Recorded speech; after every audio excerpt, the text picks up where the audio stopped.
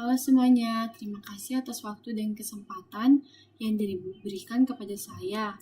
Perkenalkan, saya Afriska Dharma Putri Awepa. Pada kesempatan ini, saya akan mempresentasikan tugas UTS saya, yaitu Computation Thinking tahap kelima.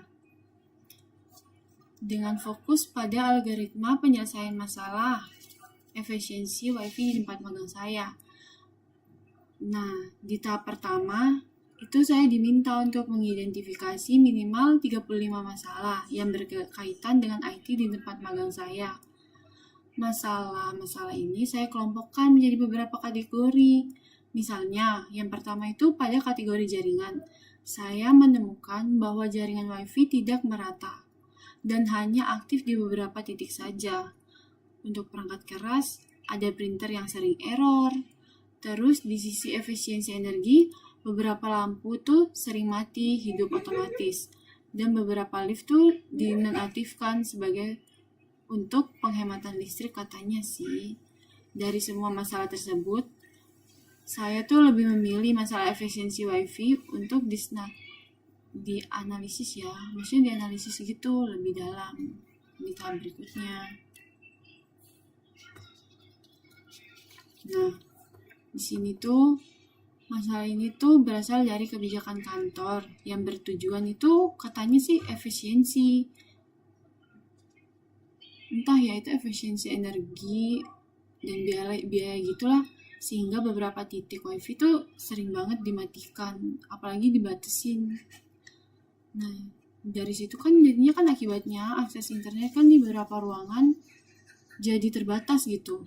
Nah, di sini saya mencoba untuk menyusun solusi algoritmanya yang tetap mendukung kebijakan itu gimana sih untuk kelancaran akses jaringan tersebut. Nah, pada tahap ke-1 itu kita disuruh mengidentifikasi masalah ya. Nah, di sini kan udah jelas ya, masalah ini saya temukan saat magang. Terus titik WiFi-nya tuh di mana tuh dia tuh dimatikan sesuai dengan arahan pimpinan. Namun hal ini tuh menyebabkan beberapa area kerja kayak tidak terjangkau gitu sinyalnya dan membuat karyawan tuh sulit mendapatkan akses internet. Nah, setelah itu saya mencoba tahap yang kedua tuh saya melihat grip aktornya siapa sih di sini, siapa sih orang-orang yang di sini. Nah, di masalah ini tuh aktor yang terlibat itu yang pertama itu meliputi ya manajemen kantor. Nah, manajemen kantor itu kan udah pasti ya sebagai kayak yang ngambil kebijakan lah gitu. Meskipun masih ada lagi di atasannya yang menyuruh gitu. Nah, terus habis gitu di sini tuh juga ada IT supportnya ya. IT supportnya itu dia tuh kayak yang ngatur jaringan.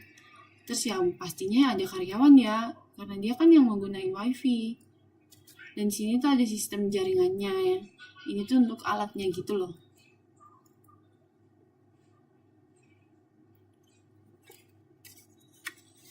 Nah, setelah itu di sini tuh ada abstraksi pola. Nah, pola yang terlihat itu kayak kebijakan pemadaman WiFi dilakukan merata, terus tanpa memperhatikan kebutuhan yang aktual gitu loh. Kan gak enak ya kalau kayak gitu. Nah, padahal tuh areanya tuh kayak sangat aktif gitu, kayak aktivitasnya tuh sangat padat banget gitu, tapi sinyalnya kenapa sih lemah gitu. Terus habis gitu yang paling kurangnya juga itu adanya belum ada ya sistem monitoring pengguna jaringan secara kayak real time gitu loh. Nah, di sini kan susah ya kalau kayak gitu. Nah, di tahap 4 ini ada breakdown masalah. Di sini tuh saya memecahkan ini ke dalam 4 poin ya. Yang pertama itu lokasi WiFi tidak strategis. Nah, belum adanya alat yang bisa memantau jumlah usernya tuh berapa, tidak menyesuaikan dengan jadwal kerja juga, dan tidak ada sistem laporan jika terjadi gangguan gitu.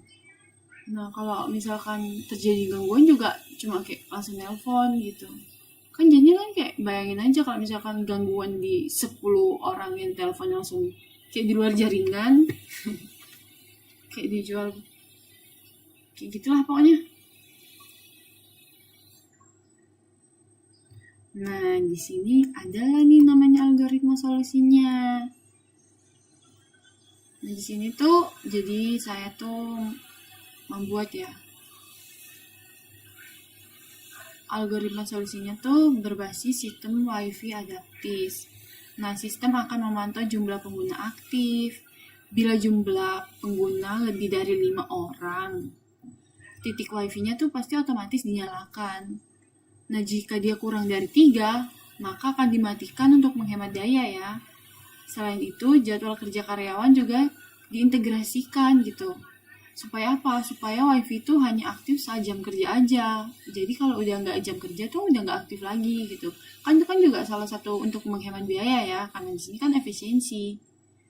Terus, jika ada gangguan itu, karyawan bisa melapor. Nah, melapornya itu melewat kayak form digital gitu loh. Jadi tuh nggak perlu lagi nelpon ya menurut saya.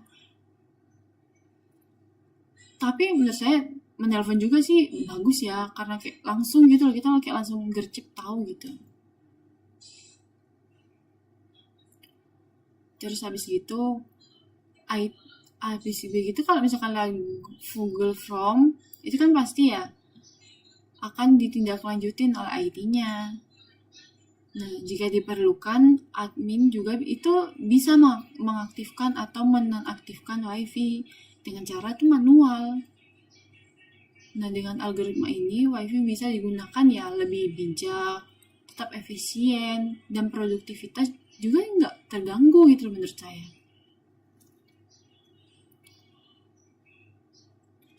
Nah, sampailah di kesimpulan.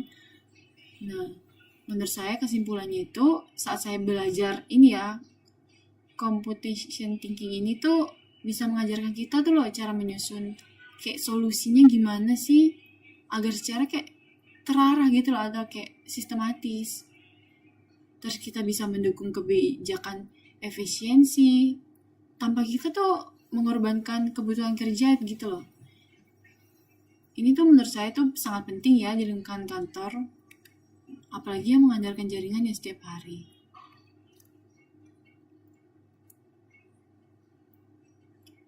Oke, baik. Sekian presentasi dari saya. Terima kasih ya untuk perhatiannya dan waktunya.